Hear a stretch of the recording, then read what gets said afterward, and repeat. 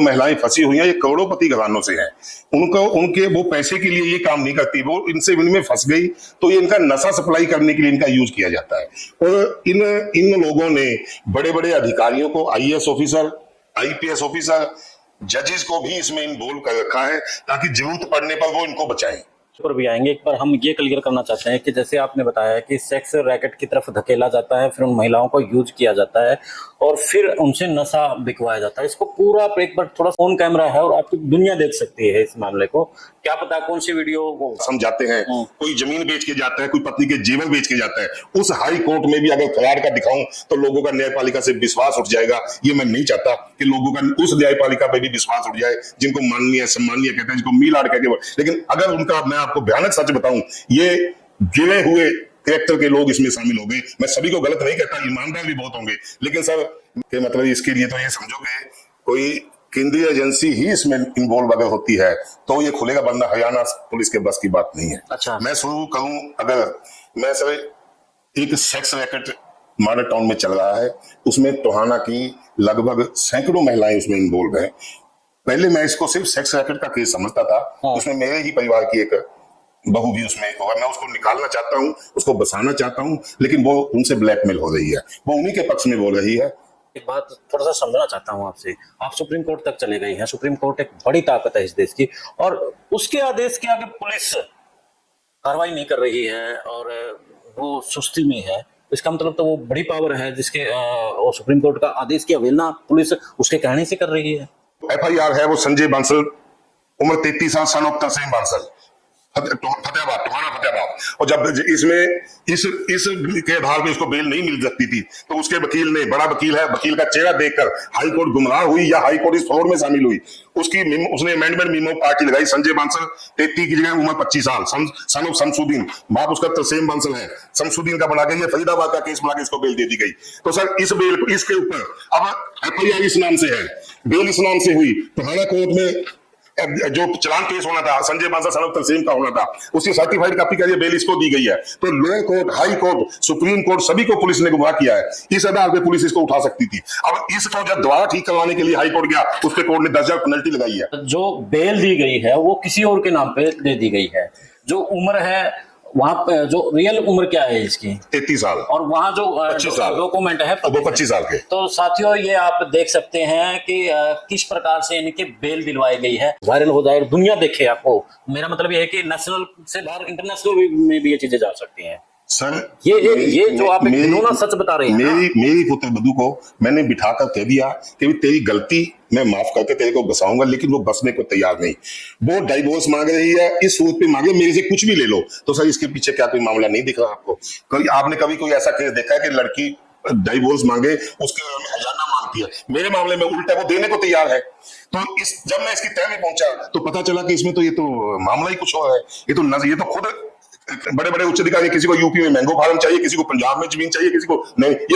ये उच्च अधिकारी थोड़ी है तो भूमाफिया बन गए। ये तो भूमि बना रहे हैं अपनी, इनको कोई मतलब नहीं। इनकी संवेदना मर चुकी है। पुलिस, हरियाणा पुलिस की विशेषकर, वैसे तो अधिकारी लगभग 90% अधिकारी ऐसे हो गए, चाहे आईएएस है चाहे आईपीएस है, इनके कोई संवेदना नाम की चीज नहीं है।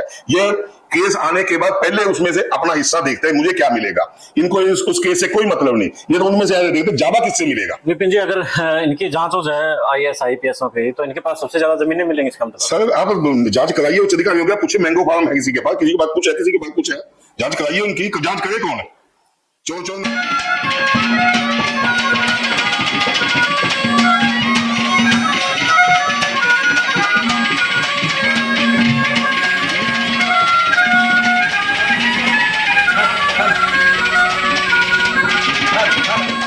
सभी को नमस्कार, राम राम। मैं Kuldeep Khandelwal, the insider media.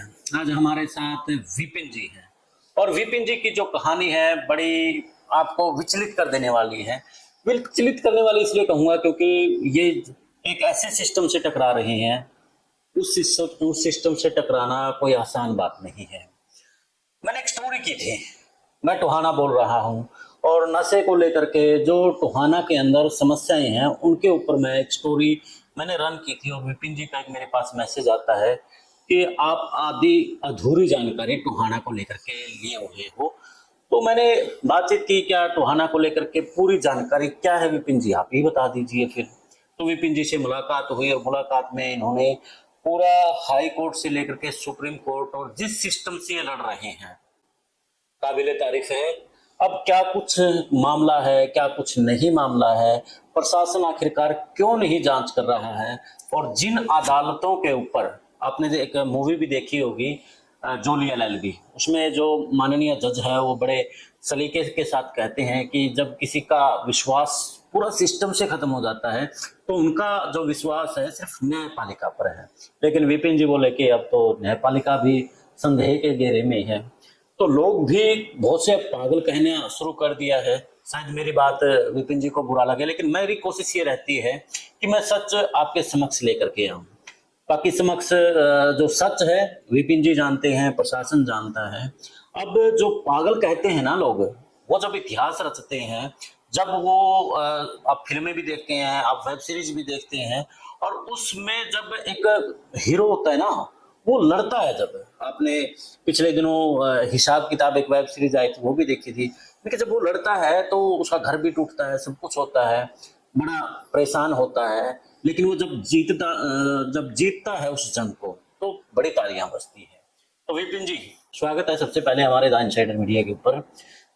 तो जिस तरीके से आप एक जंग लड़ रहे हैं सिस्टम के खिलाफ, और वो सिस्टम जो एक बड़ा सिस्टम है जिससे लड़ने के लिए बड़ा कलेजा चाहिए, बड़ा एक ये चाहिए कि उन लोगों से टकराना एक प्रकार का बड़ा हिमालय से टकराने के बराबर है। तो कहाँ से जज्बा आया, क्या मामला है, पूरा बताएं, क्योंकि आपने कहा था कि आप आधी अधूरी जानकारी रखते हैं, और पूरी जानकारी आप बताएं क्या है। सर सबसे पहले तो आप टोहाना पहुंचे एक मेरे छोटे से मैसेज पर।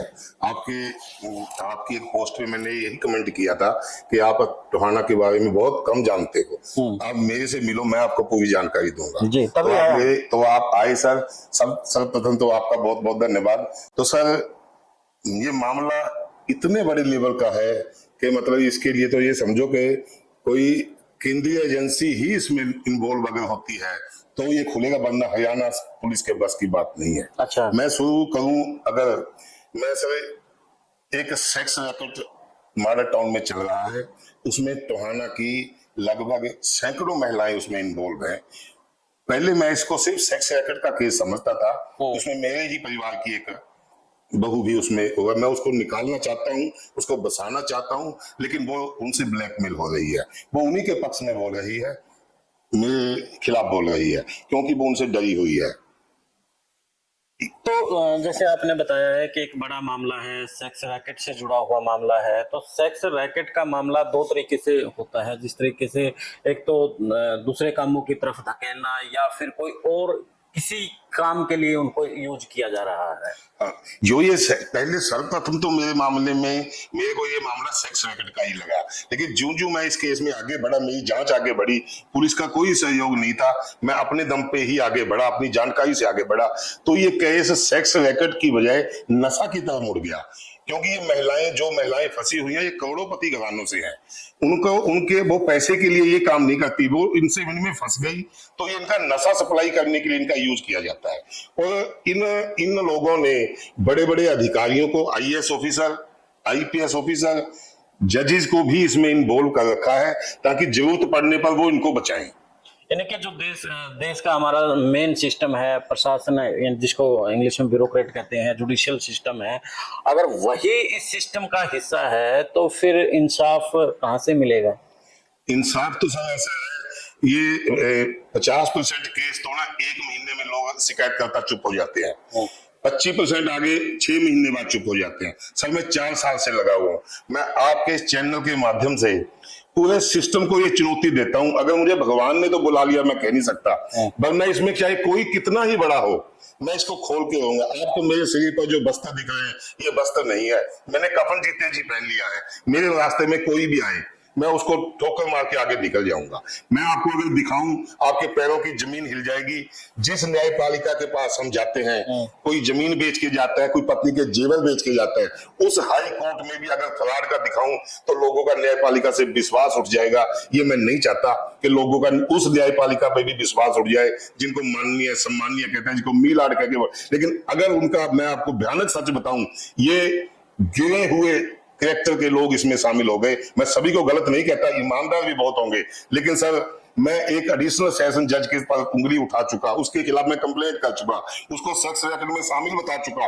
अगर मैं गलत होता तो मेरे खिलाफ एफआईआर दर्ज हो जाती। विपिन जी, हम कोर्ट के ऊपर भी आएंगे। एक बार हम ये क्लियर करना चाहते हैं कि जैसे आपने बताया कि सेक्स रैकेट की तरफ धकेला जाता है, फिर उन महिलाओं को यूज किया जाता है और फिर उनसे नशा बिकवाया जाता है। इसको पूरा एक बार थोड़ा सा डिटेल में बताएं कि किस तरीके से इसको अंजाम दिया जाता है। और इस बात का भी देखो, आप ऑन कैमरा है और आपको दुनिया देख सकती है इस मामले को। क्या पता कौन सी वीडियो वो वायरल हो जाए और दुनिया देखे आपको। मेरा मतलब ये है कि नेशनल से बाहर इंटरनेशनल में भी ये चीजें जा सकती हैं। सर ये जो आप एक घिनौना सच बता रहे हैं। मेरी पुत्र बधू को मैंने बिठाकर कह दिया कि तेरी गलती मैं माफ करके तेरे को बसाऊंगा, लेकिन वो बसने को तैयार नहीं। वो डाइवोर्स मांग रही है, इस सूरत पे मांग रही है मेरे से कुछ भी ले लो। तो सर इसके पीछे क्या कोई मामला नहीं दिख रहा आपको? आपने कभी कोई ऐसा केस देखा है कि लड़की डाइवोर्स मांगे, उसके में हर्जाना मांगती है? मेरे मामले में उल्टा वो देने को तैयार है। तो जब मैं इसकी तह में पहुंचा तो पता चला कि इसमें तो ये तो मामला ही कुछ और है, ये तो खुद क्रिमिनल हो गई। तो मैं एसपी से मिला, एसपी को मैंने कहा कि इसको आप अप्रूवल बना लो, सरकारी गवाह बना लो, ये नशा तस्करों के खिलाफ बोल देगी, लेकिन उसमें पुलिस कोऑपरेट नहीं करती। पुलिस उन लोगों से पैसा खा जाती है। मैं 3 आईपीएस अधिकारियों के, एक आईजी स्तर के अधिकारी पे आरोप लगा हूं, 5 डीएसपी को बाई नेम मैं आपको रिटर्न में देता हूं कि वो इसमें इन्वॉल्व है। एक दो डीएसपी ने जांच सही की भी है। तो सर ये मामला नशा तस्करी का ज्यादा है, सेक्स रैकेट में सिर्फ इसीलिए फंसाया गया है कि कोई अधिकारी से काम लेना है तो उसको काना किया जा सके ताकि वो जरूरत पड़ने पर हमें सहयोग करे। विपिन जी, इसमें 2 चीजें निकल करके आती हैं। पहली चीज तो ये निकल के आती है कि देखो, आपको देखेंगे, हम चाहते हैं कि पूरी बात क्लियर हो। जैसे आपने बताया कि इसमें आपके परिवार का कोई सदस्य शामिल है, तो कहीं ये एक पारिवारिक रंजिश तो नहीं है? जो देखेंगे वो ये चीज सोच सकते हैं। और दूसरी ये है कि जो लोग शामिल हैं, देखो पुलिस प्रशासन है, जुडिशियल है, वो तो जांच करके उन लोगों को अंदर नहीं भेज रही है। वो लोग जो ताकतवर हैं, वो लोग हैं कौन? जो ऐसा जो अमीर घरानों के बहू है जिनको फंसाया जा रहा है, ऐसी ताकतें हैं कौन वो? फिर ऐसे जो सेक्स रैकेट का मैं बात कर रहा हूँ उसको, क्योंकि ये गुनाबंद कमरे में होता है, इसके कोई प्रूफ नहीं होते। लेकिन एक दूसरा मामला इसके साथ और जुड़ गया। मेरी 2 एफआईआर दर्ज है। तो पहले तो हम छोड़ दें, पहले में हम उसको इसलिए छोड़ दें कि वो जांच का विषय है, वो पुलिस नहीं करती। लेकिन उसके काउंटर में एक दूसरी एफआईआर है, वो आर्म एक्ट की है। जब वो आरोपी जो है संजय बांसल, जब इस पहली एफआईआर में वो फंस गया तो उसने जमानत पर 4 दिन जुडिशियल कस्टडी में रहने के बाद 4 दिन के बाद उसने एक वीडियो अपलोड किया। उसके पास कोई असला लाइसेंस नहीं, वो 2 हथियार पब्लिक प्लेस पे चला के उसने वीडियो स्टेटस पे लगाई। उसके खिलाफ मैंने वो दूसरी एफआईआर दर्ज करवाई। उस एफआईआर के ऊपर सेशन कोर्ट से उसकी बेल डिसमिस हुई, हाई कोर्ट ने उसने बेल उसकी जो उसको इंटरम बेल दे दी गई थी, उसके बाद उसको बेल को कैंसिल भी कर दिया था, लेकिन उस एसपी ने उसको लागू नहीं किया। दोबारा उसको कोर्ट ने बेल दे दी। जो उसकी बेल को जो मैं डिसमिस कह रहा हूं वो डिसमिस नहीं की थी। उसने ये कहा था कि अगर 21/10/2023 को ये वेपन बरामद नहीं कराता तो इसकी बेल को वोकेट समझा जाए। इस फैसले को एसपी ने लागू नहीं किया। उसके बाद वो कोर्ट को गुमराह करके, उसका वकील बड़ा नामी वकील था, कोर्ट को गुमराह करके बेल ले गया। लेकिन जज ने अपने फैसले में साफ लिखा कि अगर ये वेपन बरामद नहीं करता, इसको बेल इस कंडीशन पे दी जा रही है कि ये कोऑपरेट करे। कोऑपरेट नहीं है। मैंने उस आदेश को, हाई कोर्ट के आदेश को सुप्रीम कोर्ट में चुनौती दी। पार्टिंग पर्सन में मैं पार्टिंग पर्सन में पेश हुआ, मेरे मुकाबले बड़े बड़े वकील थे। सुप्रीम कोर्ट ने भी उस फैसले को से छेड़छाड़ नहीं की, लेकिन उन्होंने साथ में एक चीज जोड़ी कि अगर ये कोऑपरेट नहीं करता तो लोअर कोर्ट इस पे अपना एक्शन ले। लोअर कोर्ट में जब ये केस आया तो लोअर कोर्ट ने उस सुप्रीम कोर्ट के उस फैसले की अवमानना की है। मैं ये साबित कर सकता हूं, आप पढ़ो उस आदेश को। सुप्रीम कोर्ट ने साफ लिखा है कि फिलहाल हम इसकी छूट वापिस नहीं ले रहे, बशर्ते जांच में सहयोग करे। जो चलान पुलिस ने कोर्ट में पेश किया है, कोर्ट में पुलिस ने लिख के दिया है कि ये सहयोग नहीं कर रहा, तो इट मींस सुप्रीम कोर्ट के आदेश किए हुए ना लोअर कोर्ट में माननीय जज ने किया, तो जज ने। विपिन जी, मैं यहाँ एक बात थोड़ा सा समझना चाहता हूँ आपसे। आप सुप्रीम कोर्ट तक चले गए हैं। सुप्रीम कोर्ट एक बड़ी ताकत है इस देश की, और उसके आदेश के आगे पुलिस कार्रवाई नहीं कर रही है और वो सुस्ती में है, तो इसका मतलब तो वो बड़ी पावर है जिसके वो सुप्रीम कोर्ट का आदेश की अवहेलना पुलिस उसके कहने से कर रही है। पुलिस को चोर रास्ते निकालने आते हैं। ये पुलिस चोर रास्ता निकाल लिया। पुलिस आप सुप्रीम कोर्ट का आदेश पढ़ो, उसने साफ लिखा है कि भी पुलिस अधिकारी, इन्वेस्टिगेशन ऑफिसर हर संभव कोशिश करेगा इसे वेपन बरामद करने का, लेकिन उसको इग्नोर किया। हाई कोर्ट के आदेश को इग्नोर किया, सुप्रीम कोर्ट के आदेश को लोअर कोर्ट ने इग्नोर किया। अभी इसकी 9/7 को सुनवाई है। अभी मैंने इसकी रिकॉल की एप्लीकेशन लगाई है कि भी इसकी जो जमानत मंजूर किया लोअर कोर्ट ने, ये गैर कानूनी है, असंवैधानिक है, और मैं इसे साबित करूंगा। और लोअर कोर्ट कभी छुट्टी, जिस दिन की तारीख लगती है उस दिन छुट्टी ले जाता है जज। कभी ये जज भी मेरी निगाह में शक के दायरे, क्योंकि बहुत बड़ा सिस्टम है, इसके जज के ऊपर भी कोई दबाव हो सकता है। मैं उस दबाव का भी सामना करूंगा। मैं 9 तारीख का इंतजार है मेरे को। 9 तारीख को मुझे उम्मीद है मुझे जस्टिस मिलेगा। अगर जस्टिस ना मिला तो मैं अपना कोई अलग फैसला लूंगा। वो फैसला कोई बहुत बड़ा फैसला भी हो सकता है मैं न्यायपालिका के खिलाफ भी धरने पे बैठ जाऊं। यानी कि आप हाई कोर्ट के सामने धरना पर बैठेंगे और अपनी बात लोगों तक बताएंगे, समझाएंगे कि क्या ऐसे लोगों को बेल देना सही है, गलत है। मैंने हाई कोर्ट के चीफ जस्टिस को पत्र लिख रखा है कि मैं हाई कोर्ट के बाद अनशन करूंगा। मैं 2 बार पहले कर चुका। मैंने अपना एक बैनर बनाया हुआ है जिसका मैंने सुप्रीम कोर्ट को, हाई कोर्ट को ट्वीट किया है कि मैंने हाई कोर्ट को एक सवाल किया है कि अगर ये न्याय का मंदिर है तो मेरे लिए न्याय गायब क्यों? मुझे न्याय नहीं मिल रहा, इसके लिए मैं हर सिस्टम से टकराऊंगा। एक बात मैं बीच में और बतानी आपको भूल गया, जो आप इन कागजों को देखिए, जो FIR है वो संजय बांसल, उम्र 33 साल, सन ऑफ तरसेम बांसल, फतेहाबाद, टोहाना फतेहाबाद। और जब इसमें इस के आधार पे उसको बेल नहीं मिल सकती थी तो उसके वकील ने, बड़ा वकील है, वकील का चेहरा देखकर हाई कोर्ट गुमराह हुई या हाई कोर्ट इस फ्रॉड में शामिल हुई। उसने अमेंडमेंट मीमो पार्टी लगाई। संजय बांसल 33 की जगह उम्र 25 साल, सन ऑफ शमसुद्दीन, बाप उसका तरसेम बांसल है, शमसुद्दीन का बना के ये फरीदाबाद का केस बना के इसको बेल दे दी गई। तो सर इस बेल, इसके ऊपर अब FIR इस नाम से है, बेल इस नाम से हुई। टोहाना कोर्ट में जो चालान पेश होना था संजय बांसल सनम तरसेम का होना था, उसकी सर्टिफाइड कॉपी का ये बेल इसको दी गई है। तो lower court, high court, supreme court सभी को पुलिस ने गुमराह किया है। इस आधार पे पुलिस इसको उठा सकती थी। अब इसको जब दोबारा ठीक करवाने के लिए हाई कोर्ट गया, उसके कोर्ट ने 10,000 पेनल्टी लगाई है। ये हाई कोर्ट को गुमराह भी कर रहे हैं और हो सकता है कहीं ना कहीं हाई कोर्ट की भी कोई बड़ी हस्ती इस मुकदमे में शामिल है। मैं उस दिन सिद्ध कर दूंगा। अगर कोई मीडिया कर्मी हाई कोर्ट के खिलाफ लिखना चाहे, लिख सके उसकी कलम, तो मैं ये साबित देता हूँ डॉक्यूमेंट्स। विपिन जी, एक बात बताइए, जैसे मैंने अपनी भूमिका में यही कहा है कि देश के लोगों को न्यायपालिका पर विश्वास है, लेकिन आपने इन कागजों के माध्यम से पूरे सिस्टम की पोल खोल के रख दी है कि जो बेल दी गई है वो किसी और के नाम पे दे दी गई है। जो उम्र है वहां पे, जो रियल उम्र क्या है इसकी, 33 साल, और वहां जो 25 साल डॉक्यूमेंट है वो 25 साल के। तो साथियों ये आप देख सकते हैं कि किस प्रकार से इनकी बेल दिलवाई गई है। हम लोग न्यायपालिका का बड़ा सम्मान करते हैं, लेकिन अब विपिन जी ने कटघरे में कहीं ना कहीं खड़ा कर दिया है। क्योंकि कटघरा में इसलिए खड़ा किया है क्योंकि आप देखिए कि संजय ये बंसल है, उम्र यहाँ पर 33 है, और जो आगे डॉक्यूमेंट दिखाए गए हैं आप यहाँ पर देख सकते हैं, यहाँ पर इसकी उम्र 25 साल है और ये यहाँ पर डिस्ट्रिक्ट फरीदाबाद के कागज लगे हुए। धर्म बदले बाप का फादर ने शमसुद्दीन एक मुस्लिम का बेटा बना दिया, नकली आईडी लगा दी गई। मुस्लिम का बेटा, जाति बदली, धर्म बदला, सब कुछ बदल दिया।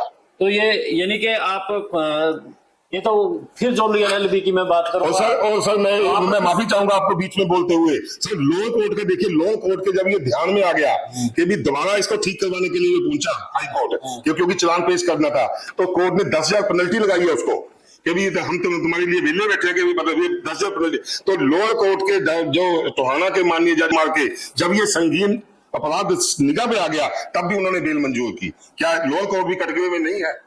ये मैं आप कहना चाहता हूँ। ये 10,000 पेनल्टी हाई कोर्ट ने लगाई है, हाई कोर्ट की और सुप्रीम कोर्ट की लोअर कोर्ट ने अवहेलना की है। हाई कोर्ट ने किसको पेनल्टी लगाई है? उसके वकील को कि तुम ये गलत डॉक्यूमेंट लेके आए हैं, वकील को लगाई है या संजय को, किसको लगाई है इस पिटीशन के ऊपर कि भी ये मीमो जो तू लेके आया गलत है, ये इसमें 10,000 की पेनल्टी लगाई है और हाई कोर्ट का आदेश है सर।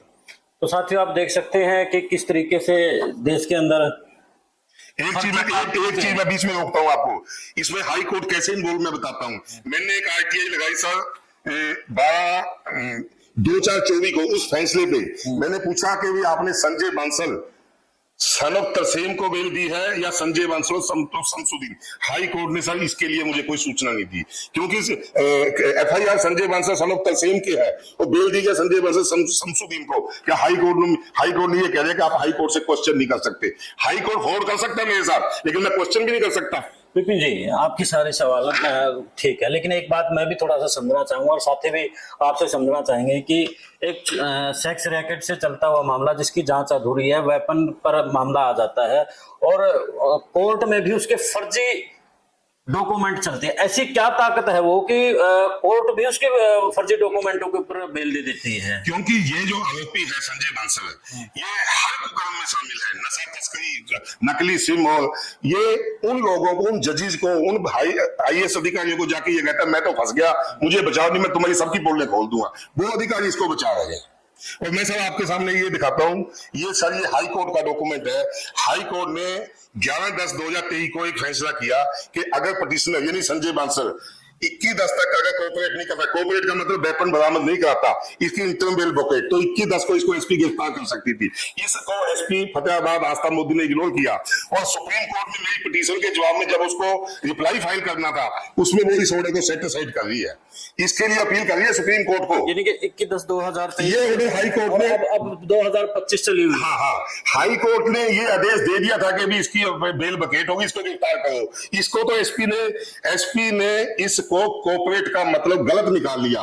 कानून की भाषा, इंसाफ की भाषा, अदालत की भाषा, वकील की भाषा तो ये कहती थी कोऑपरेट का मतलब वेपन बरामद कराए, लेकिन एसपी फतेहाबाद की भाषा ये कहती थी नोटों की गद्दियों से कोऑपरेट कराए, जो बाहर में जाए कोर्ट।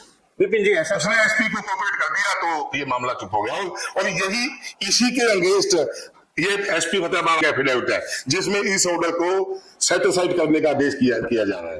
मतलब जो चीज मैं यहां कहता था, यहां एसपी खुद कह रही है, तो यहां एसपी ने इसको लागू क्यों नहीं किया? मैं ये कहना चाहता हूं कि इसके अंदर बड़ी बड़ी हस्ती है। ये संजय बंसल कोई बड़ी चीज नहीं है। इसको बचाने के लिए ये उन लोगों के राज जानता है। और मेरा एक और अंदेशा है, मैं इसकी बेल रिजेक्ट क्यों करवाना चाहता हूं, मुझे ये अंदेशा है, जैसे आपने बड़े बड़े गैंगस्टर देखे होंगे, जब कोई भी साथी हो चाहे, जब वो खतरा बन जाता है उसको, मेरे संजय बंसल से मुझे जो खतरा है मेरे परिवार को वो तो अलग है, उससे तो मैं सेफ्टी, मुझे ये खतरा है कि संजय बंसल को ये लोग मरवा ना दे कहीं, क्योंकि ये उनके लिए खतरा बन चुका। इसलिए इसको कस्टडी में लिया जाना बहुत जरूरी है। अगर संजय बंसल की भी ये हत्या करवाते हैं, इसके लिए भी वो ये सारा सिस्टम जिम्मेदार होगा। यानी कि संजय बंसल बड़े बड़े लोगों के बड़े बड़े राज जानता है। हाँ, और आज तक आप इतने सिस्टम से लड़ रहे हैं, तो आपके ऊपर भी कहीं ना कहीं कोई ना कोई हमला, कोई ना कोई रोकने के लिए दबाव कभी हुआ आपके साथ? बहुत बार हुआ, लेकिन मैं उसका सामना, मैंने तो कफन, मैंने पहले ही कहते मैंने कफन पहने, मेरे को मौत का डर नहीं। अच्छा विपिन जी, एक चीज और बताइए कि आप 4 साल से लड़ रहे हैं। एक चीज बीच में आपसे सिर्फ 1 मिनट की बात है मेरी, कि जो वेपन को मामला को लेकर के आप बात कह रहे हैं कि ऐसा कोई आपने केस देखा है जिस तरीके से संजय के ऊपर केस है, ऐसा ही कोई केस हो जिसमें आरोपी को जेल में भेज दिया गया हो, उसका पर केस चला हो? ऐसे कम से कम फतेहाबाद जिला में ही 20 केस हैं।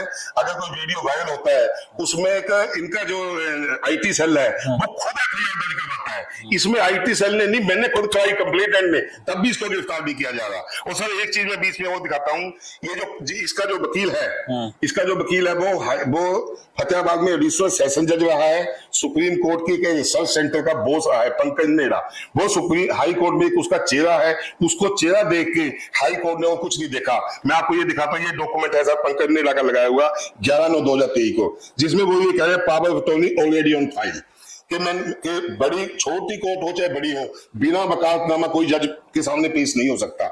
लेकिन पंकज नेड़ा ने ये झूठ बोला, बल्कि ये कंडेम ऑफ हाई कोर्ट भी किया इस वकील ने, बड़े वकील ने, लेकिन बड़े वकील को देख के जज भी प्रभावित हो, कोर्ट प्रभावित हो गई। ये कह रहा है कि मेरा वकालतनामा फाइल पे लगा हुआ है, जब मैंने इसकी आरटीआई लगाई, ये टिकट लगे साहब, देखो हाई कोर्ट का डॉक्यूमेंट है, इसमें ये क्या कहा जा रहा है, as checked in case file वकालतनामा ऑफ पंकज नेड़ा एंड उसका junior Rahul Gautam is not found in case file. ये हाई कोर्ट कह रहा है हमारे पास उसका वकालतनामा फाइल पे नहीं है, और ये पंकज नेड़ा झूठ बोल रहा है। इसका मतलब क्या है, पूरा सिस्टम इन्वॉल्व है। और मैं एक बात मैं आपको कहना चाहता हूं, मैं शायद थोड़ा ये अब कहते भावुक हो जाऊं, एक चीज मैं बीच में आपको दिखाता हूं। जो एक इसका जो जांच अधिकारी था वो ईमानदार था, उसने अपने हिसाब से भी जांच की कि ये गन कैसी है। जो ये गन थी, ये फतेहाबाद में एक संधू गन हाउस नाम से फतेहाबाद डीलर है, उसने उसको वो दिखाई गन जो पुलिस ने बरामद की, उसने टॉय गन बरामद करा दी पहले। तो उसने ये रिपोर्ट लगाई है कि जो ये टॉय गन इसने पेश की है, ये हिंदुस्तान में कोई टॉय कंपनी नहीं बनाती, इसको स्पेशली डबल बैरल गन करके दिखाया गया है। वो गन भी नकली है, लेकिन जो चला रहा है वो असली। उसके बाद ये सर दूसरी रिपोर्ट है जो डीएसपी जुगल किशोर ने, डीएसपी विजय पाल सिंह और डीएसपी गौरव शर्मा ने, जिसमें ये कहा है कि भी प्रथम जांच कर अधिकारी था जो डीएसपी साकू से, उसने जो रिपोर्ट बनाई वो आरोपी से मिलकर के बनाई। दूसरी रिपोर्ट से कदम 3 डीएसपी कह रहे हैं कि इससे मैं सहमत हूं, ये इसमें गलत हुआ है, सारा मुकदमा सच्चा पाया गया। इसमें डीएसपी ने मुकदमा कैंसिल कर दिया था दूसरे सजा। और सर एक जांच अधिकारी ने और लिखा था एसएचओ टोहाना को कि भी इसकी बेल गलत हुई है, इसको आप दोबारा एजी कार्यालय चंडीगढ़ संपर्क कर इसकी बेल कैंसिल कराओ, क्योंकि इसका चलान बिना वेपन के हम चलान कैसे लेके जाए। इसको भी सर पुलिस ने इग्नोर किया। मेरे पास हर वो डॉक्यूमेंट है, लेकिन सर मैं एक चीज कहनी चाहता हूँ, मैं आपको आप 100 का रिजल्ट आपको ये कहता हूँ, ये मुझे बनिए का एक कमजोर बेटा मान के ना मेरे को थका रहे हैं। मैं थकूंगा नहीं। मैं सर रहता हरियाणा में हूँ, मेरा नेटिव प्लेस सुनाम, जिला संगरूर। मैं सिखों के बीच रहा हूँ, मेरे को पढ़ाने वाले सिख मास्टर थे। मैं सुनाम का परिवार उधम सिंह की जन्मस्थली है। मैं सर एक बात कहता हूँ, मैं बनिए का बेटा होने की वजह मेरे में खून जरूर बनिए का है, लेकिन मेरा डीएनए सिखों से मेल खाता है। मैं गुरु गोविंद सिंह के वो मोटो पढ़े मैंने, जिनमें कहा 1.25 लाख से एक लड़ाऊं तब गोविंद सिंह नाम का। मैं हरियाणा पुलिस में मैं नेट पे देखता हूँ 73,000 कर्मचारी, अगर सारे के सारे भी मेरे आगे आ जाएं, मैं कहा 50,000 और भर्ती को मैं 1.25 लाख पुलिस कर्मियों को भी हरा दूंगा। मैं क्योंकि मेरे में डीएनए गुरु गोविंद सिंह का। मेरे स्कूल के ऊपर लिखा होता था, देह सिवा बर मोहिए है सुर कर मनते कबहू न करूं, न डरूंगा जूं जब जाए लड़ूं, निश्चय कर अपनी जीत। तो मैं जीत के दिखाऊंगा अगर मैं जिंदा रहा, चाहे 1-2 साल कितने साल लग जाए, मैं इस केस की जड़ खोद के रहूंगा, इसमें कोई बड़ा बंदा। यानी कि मैंने आपकी बातों को सुन करके दशरथ मांझी की वो मूवी का सीन याद आ रहा है, जब एक बड़ा पहाड़ है सामने था और वो छीनी थोड़ा लेकर के विपिन जी निकले थे, और लोग उसको ये कह रहे थे कि ये पागल तोड़ेगा पहाड़ को तोड़ना कोई आसान थोड़ी बात है, वो भी छीनी और थोड़ा से, और उसने उसको तोड़ दिया था। वो भी बुजुर्ग हो चला था, लेकिन उसने तोड़ दिया था। वही जुनून आज आप में भी नजर आ रहा है। आपने जो उदाहरण दिया उधर, मैं इसको और ढंग से देता हूँ सर, कि एक जंगल में आग, मैं वो उदाहरण देता हूँ आपको कि एक जंगल में आग लगी हुई थी, चिड़िया वाला। एक चिड़िया समुद्र से पानी की चोंच भर के लेती, उस आग पे फेंक देती। सामने ऊपर कोई आसमान में कुछ कौवे उड़ रहे थे, वो हंस रहे थे उसको देखकर। तो पूछा किसी ने कि भी चिड़िया तू क्या कर रही है? कहती कोई बात नहीं, जब इस आग का इतिहास लिखा जाएगा तो मेरी गिनती बुझाने वालों में होगी और तुम्हारी तमाशा देखने वालों में। मैं उन लोगों को कहना चाहता हूँ कि मैं इस सिस्टम को बुझाने का प्रयास कर रहा हूं, चाहे मेरी ताकत कम है, ये लोग बड़े हैं, लेकिन मैं इनको हराऊंगा, या कम से कम मैं नहीं हरा पाया तो बाद के लोग ये तो कहेंगे कि ये लड़ा तो सही। मैं हार तो नहीं मान रहा, मैं नहीं हारूंगा, कभी हार नहीं मानूंगा। इस सिस्टम को, इस भ्रष्ट सिस्टम को मैं हरा के छोड़ूंगा। मुझे कोई भी, जिस दिन कोई ईमानदार आप जैसा बोल्ड पत्रकार और साथी जुड़ गए और कोई ईमानदार अधिकारी जिसने मेरी स्टोरी को उठा लिया, उस दिन ये सारा कुछ खुलेगा और मैं तब तक उम्मीद में लगाए हुए हूं, मैं लड़ता रहूंगा। विपिन जी, हम साथियों का जितना भी होगा हम आपके साथ हैं, कोशिश करेंगे कि आपकी बात कि सिस्टम तो सुनेगा, लेकिन जनता की दरबार में हम जाएंगे और जनता से एक कहेंगे कि साथियों विपिन जी एक सिस्टम से लड़ रहे हैं, और जो सिस्टम से लड़ रहे हैं यानी कि नशा का जो मामला है, वो आप कहीं भी किसी भी शहर में चले जाइए, आप बड़े परेशान हैं, और जिसका बच्चा नशा की गिरफ्त में है ना, उनके हालात देखिए क्या है। तो इसलिए आप सबका कर्तव्य बनता है कि विपिन जी के साथ आप खड़े हो। ये लड़ाई अकेले विपिन जी की नहीं है, ये लड़ाई आप सबकी लड़ाई है। अगर आप इस लड़ाई में शामिल नहीं होंगे तो साथियों ये समझ लीजिए कि खबरें जो आपको मिलती है ना कि आज उस पोर्ट से इतने करोड़ों के ड्रग्स मिली है, आज वहां से इतनी मिली है, तो वो ड्रग्स यहीं तो आ रही है और आप लोग खामोश रहेंगे तो कैसे काम चलेगा। मैं सर आपको बीच में एक बात मेरे आप ध्यान में आ गई सर, मेरी पुत्रवधू के मोबाइल में 65 नंबर एक ब्लॉक लिस्ट में है, उनमें से अधिकांश नशा तस्कर हैं या नशा खरीदने वाले हैं, बहुत संदिग्ध हैं। मैंने एसपी फतेहाबाद एसएस बोरिया को वो नंबर दिए, उन्होंने अपने लेवल पे उन नंबरों की जांच की और उन्होंने लेकिन उस जांच को छुपा दिया। मैंने अपने लेवल पे जांच की, उसमें एक नंबर फाजिलका का था। मैंने उस नंबर पे फोन किया और मैंने उससे पूछा तो लेकिन उसने मेरे को जवाब नहीं दिया। तो मैंने इस बिना पे जिस दिन सरसा में और टोहाना में हेरोइन पकड़ी गई तो मैंने उसी दिन 6 मई को माननीय नरेंद्र मोदी, माननीय अमित शाह, माननीय देश के यशस्वी प्रधानमंत्री नरेंद्र मोदी जी को और देश के राजनीति के चाणक्य कहूं, देश के गृह मंत्री कहूं, केंद्रीय गृह मंत्री अमित शाह जी को, एक सीएम को एक ट्वीट किया कि सर जो ये हेरोइन पकड़ी गई है सरसा में, उसके साथ उन्होंने एक बठिंडा का युवक पकड़ा है। आप मेरी 27/7/21 का वो पत्र निकालो जो मैं नवदीप सिंह बेग को देके आया था। उसमें मैंने लिखा था कि ये जो सेक्स रैकेट चल रहा है, जो ये गैर कानूनी गतिविधियां चल रही है, इसकी एक ब्रांच बठिंडा में है। तो जब ये वो बठिंडा का वो बंदा पकड़ा गया, क्या मेरी उस बात को सत्य साबित नहीं कर रहा है कि भी बठिंडा की ब्रांच है? मेरा वो सबसे पहला पत्र जिसपे नवदीप सिंह बिल्क ने लिखा था, this is the serious complaint, इसकी एटीआर 28 दिन में भेजो, लेकिन सर उस पर गोलमाल किया गया। तो सर जब वो बठिंडा का पकड़ा, जो एलनाबाद की आप एसपी की कॉन्फ्रेंस सुनिए, जिस दिन एलनाबाद में सरसा में वो पकड़ी गई है हेरोइन 27 करोड़ की, उसमें उन्होंने कहा कि हमने बठिंडा का एक व्यक्ति पकड़ा है, उसके अंदर हमें पाकिस्तानी करेंसी का 10 रुपए का आधा फटा नोट मिला है। तो क्या मेरी ये बात संभावना नहीं बनती कि ये मेरी शिकायत सही नहीं होगी कि बठिंडा? उसके बाद सर अभी 4 जून को फतेहाबाद पुलिस ने फाजिलका से एक नशा सप्लायर पकड़ा है, रमन सिंह नाम का कोई व्यक्ति। तो सर क्या मेरी ये बात सच नहीं साबित होती जो मैंने 6 मई को ट्वीट माननीय मोदी जी को किया था कि अगर सरसा पुलिस की बात को सच माने कि जो नशा तस्कर बठिंडा से जुड़ा पकड़ा है, मैं ये कहता हूं कि ये बठिंडा फाजिलका होगा, ये पाकिस्तान से जुड़ेगा। मेरे को जांच में शामिल करो, मेरे पास एक अहम जानकारी है, कोई केंद्रीय एजेंसी जांच करे, मैं आपको पाकिस्तान तक पहुंचा दूंगा। और उसके 28 दिन बाद फतेहाबाद पुलिस ने बंदा पकड़ा। क्या मेरी वो 6 मई वाला ट्वीट जो मैंने माननीय मोदी जी को, वो सच साबित नहीं होगा? अभी भी सर मेरे पास बहुत कुछ जानकारियां हैं जो मैं अभी मीडिया में नहीं लाने चाहता। मैंने एनआईए, सीबीआई, एनसीबी, मानस हर चैनल पे ट्वीट किए हैं, मैसेज किए हैं। मैं अभी भी बहुत कुछ मेरे अंदर है, मैं बता सकता हूं, लेकिन जांच में कोई ईमानदार अधिकारी होना चाहिए। इन चोरों को तो मैं क्या जांच दूं, ये तो पहले ही मिले हुए हैं। कोई केंद्रीय एजेंसी जांच करे, सीबीआई, मैं सीबीआई ऑफिस में गया था चंडीगढ़ में, सीबीआई ने कहा जी हम आपकी जांच ऐसे नहीं कर सकते, हमें या तो आप हाई कोर्ट में पिटीशन लगाओ तब हम करेंगे, या हमें हरियाणा सरकार तो कैसे लिख के देगी, क्योंकि उसके अपने अधिकारी बसते हैं। तो सर अब मैं क्या कहूं सर, मेरे पास सारे सबूत है, आप ले लो। मेरी 27/7/21 का लेटर निकाल लो, अभी भी पुलिस हेडक्वार्टर में मिल जाएगा, जिसमें नवदीप सिंह बिल्क के साइन है कि भी इसकी जांच कराई जाए। तो लेकिन सर पुलिस करती नहीं, क्या करे, केंद्रीय एजेंसी को सरकार लिख के देती नहीं। अब क्या होगा हाल इसका, भगवान माल के लड़ रहा हूं मैं, देखते कुछ क्या होगा। आप लड़ रहे हैं, आप एक तरफ से नहीं, आप चारों ओर से लड़ रहे हैं। एक तरफ आप बड़े सिस्टम से लड़ रहे हैं, दूसरी तरफ आप परिवार से भी लड़ रहे हैं। जब अपने ही घर के किसी सदस्य के ऊपर आरोप लगे और वो किसी उसमें चले जाए और वो बोलना और वो लड़ना यानी कि एक मरने के समान हो जाता है, लेकिन आप वो सब भी कर रहे हैं। दिल सर तो पत्थर का हो गया। मैंने आपको पहले क्या कहा था कि मैं बनिए का बेटा जरूर, मेरे में खून जरूर बनिए माँ बाप का दौड़ रहा है, लेकिन मैं सिखों के बीच रहा हूँ। अब एक बात है, गुरु गोविंद सिंह जी अपने 4 बेटे कुर्बान कर दिए, क्या उनका नाम नहीं, क्या उनके बेटों को याद नहीं किया जाता? मेरा तो समय पूरा हो चुका, वो तो 9 साल के थे जिन्होंने कुर्बानियां दी। मैं तो अब बोनस की जिंदगी जी रहा हूँ।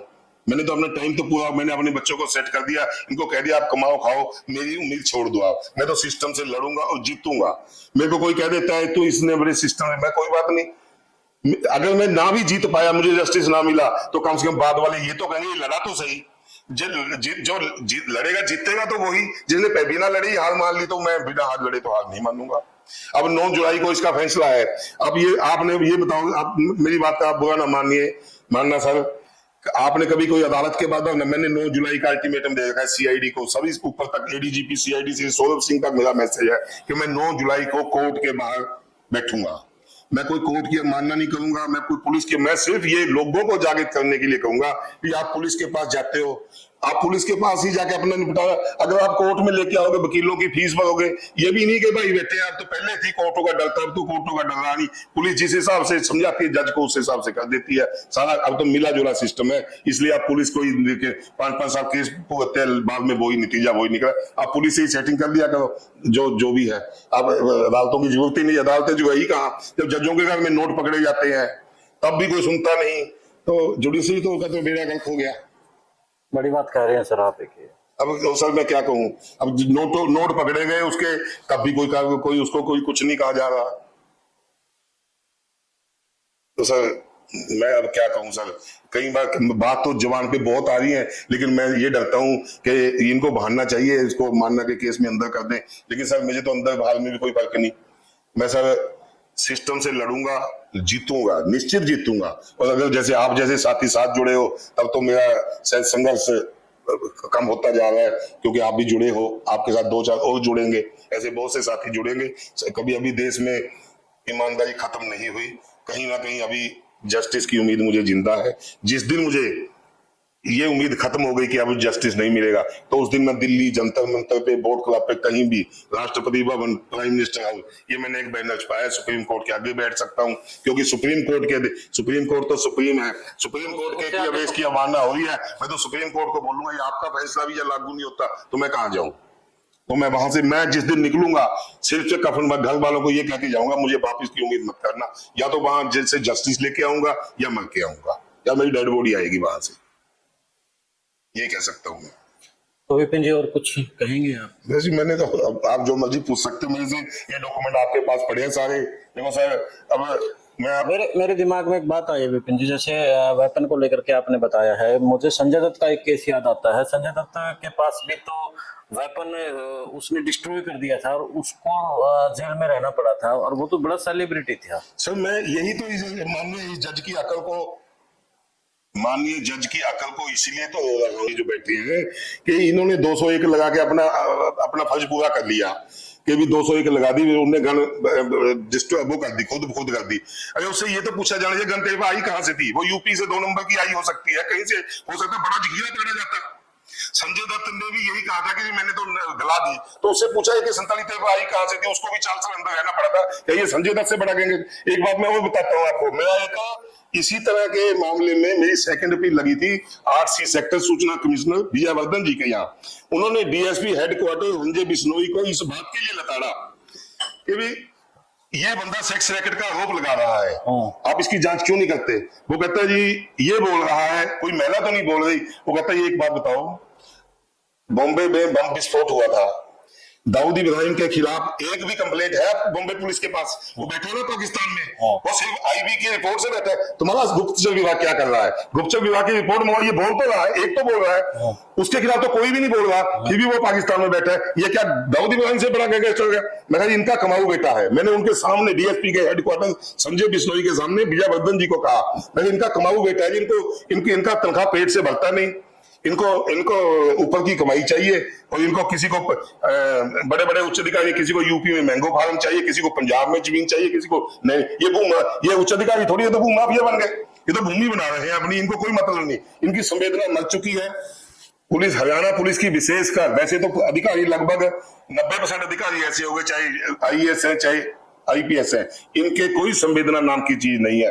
ये केस आने के बाद पहले उसमें से अपना हिस्सा देखते हैं, मुझे क्या मिलेगा, इनको उस केस से कोई मतलब नहीं, ये तो उनमें से आगे देखते ज्यादा किससे मिलेगा। विपिन जी, अगर इनकी जांच हो जाए आईएएस आईपीएस की, तो इनके पास सबसे ज्यादा जमीनें मिलेंगी इसका मतलब? सर आप जांच कराइए, उच्च अधिकारी हो गया, पूछे मैंगो फार्म है किसी के पास, किसी के पास कुछ है, किसी के पास कुछ है, जांच कराइए उनकी। जांच करे कौन?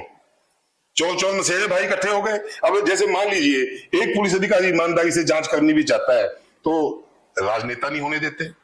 हालांकि यह हमारी खुशकिस्मती है कि भी हरियाणा के सीएम एक ईमानदार है, लेकिन अकेली ईमानदारी से पेट नहीं भरता, वो जज्बा नहीं है, बोल्ड स्टेप नहीं ले पा रहे,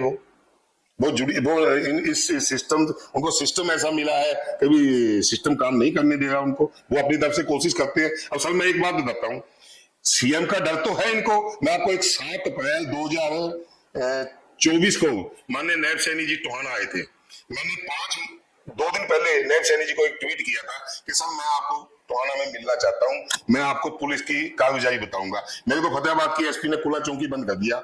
मैं बीपी शुगर पेशेंट हूँ सर, ना मेरे को कोई इलाज कराया ना कुछ कराया, मेरे को वहां बंद कर दिया। और जब सीएम चले गए छोड़ दिया। उसके बाद सर जब बबली देवेंद्र सिंह बबली के नॉमिनेशन के लिए मैं आपको देख सर मेरे पास कोई कागज नहीं, मुंह जानी बोल रहा हूँ, क्योंकि मुंह जानी बोली बात सच्ची होती है।